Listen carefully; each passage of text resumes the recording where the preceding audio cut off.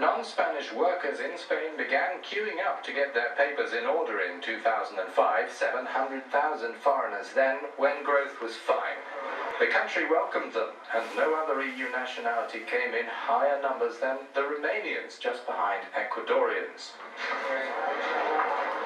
Discuțiile dintre candidatul socialiștilor, Alfredo Perez. RK20 broadcasts two Romanians in Spain about the elections in their own language. Their community is now Spain's biggest immigrant group, more than 880,000 of them, nearly a quarter of them concentrated in the region of Madrid. And they have integrated well into Spanish society. Journalist Felix Damian, 9 years in Spain now with 2 children, remembers 10 years into the past. He says there was a lot of work in Spain. There was a big demand for cheap manpower, so people were calling their wives and husbands to come too, and they brought their kids. And they have fit in just fine here. The economic crisis has moved the goalposts. Take the Dragan family, who have been in Spain for 13 years. When their son was born, they have had to close up shop, a painting business. New rules since the summer have required Romanians to have an employment contract to work in Spain. This leaves the Dragans in the lurch.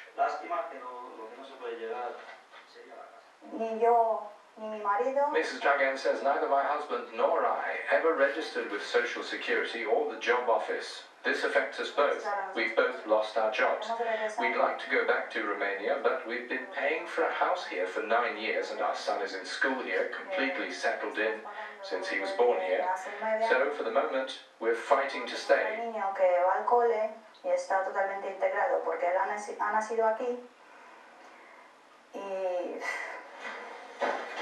It is certainly not only non-Spaniards who are under pressure to change countries. Like Gerardo Bencher, 30, Spanish, with a degree and 2 years international work experience.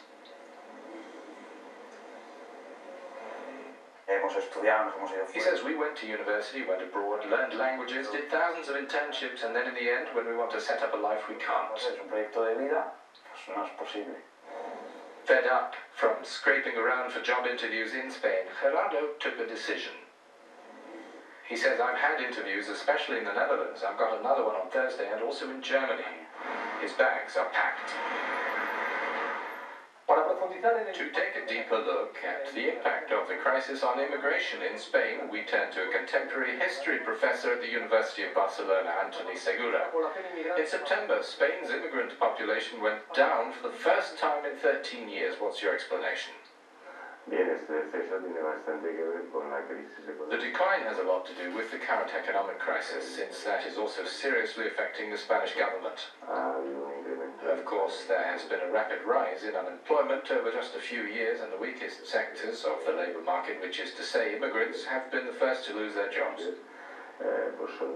Obviously, if there isn't any work, a lot of people look for alternatives, either going to another country or back to their country of origin.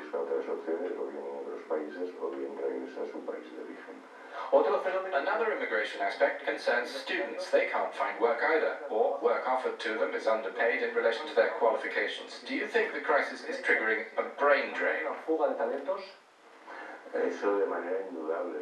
There's no doubt about it. On top of that, it's particularly serious. The country makes a major investment which is never recouped, because young people, unable to find suitable employment related to their field, have to seek elsewhere. It amounts to a lost investment. Apart from which party will govern after the elections, what policies have to be worked on to moderate these phenomena? We should promote policies that guarantee that young people will be able to find a job in Spain and to develop their future careers in their own country. Otherwise, it is absurd to keep investing if they're just going to leave and go abroad. As for immigration, the market is more volatile. The most important thing is to regulate labour laws and the workplace so that immigrants don't find themselves powerless or subject to abuse by unscrupulous employers, and above all to make laws for this, or keep a much closer watch over all the companies that don't meet the legal obligations or are outright against the law. Que no cumplen las condiciones legales o incluso que son claramente ilegales. Spain has the highest jobless rate in the whole of the European Union, with nearly 5 million people unemployed. What's the explanation for the absence of social unrest so far? Hay, de hecho, zonas oscuras de la economía. There are dark areas in the Spanish economy, and when I say this, I mean an important part of it is underground. Que explica que la situación. This is how people manage to make ends meet, by doing work that stays out of any account books and doesn't figure in the statistics. Que no figura en las estadísticas. En este caso. Because of this, I think the 20% unemployment figure should be looked at relatively somewhat. Por otra parte, it is also clear that social policy promoted by the government at the moment, especially during its first term, gives a level of coverage that allows people to survive on unemployment benefits for a while. But it's also true that those run out, and obviously, if the situation continues, I don't rule out that there will be social tensions. Antoni Segura, catedrático de Historia Contemporánea de la Universidad de Barcelona, muchas gracias. Muchas gracias a vosotros y hasta otra vez. Markets brought to you by fxpro.com.